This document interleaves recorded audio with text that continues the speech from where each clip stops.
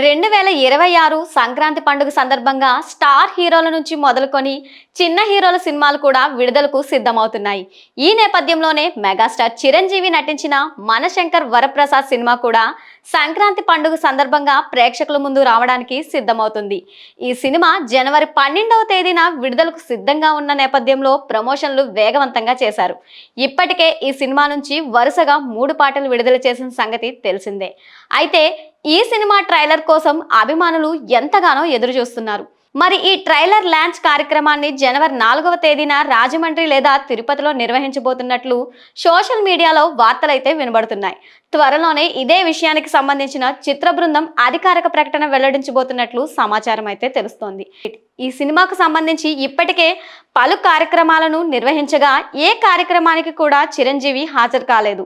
మరి trailer launch కార్యక్రమంలోనైనా Chiranjeevi పాల్గొంటారా లేదా అనేది వేచి చూడాల్సిందే. ఈ సినిమాలో నయనతార హీరోయిన్ గా నటించగా చిరంజీవి ఎన్ఐఏ అధికారిగా కనిపించబోతున్నారని తెలుస్తోంది. ఇక ఈ సినిమాని sunshine banner gold backs entertainment లో సాహు, సుస్మిత కొనిదెల సంయుక్తంగా నిర్మిస్తున్న సంగతి తెలిసిందే. అంతేకాకుండా ఈ సినిమాలో సుమారు 25 నిమిషాల పాటు వెంకటేష్ కామియో పాత్రలో కనిపించబోతున్నారు.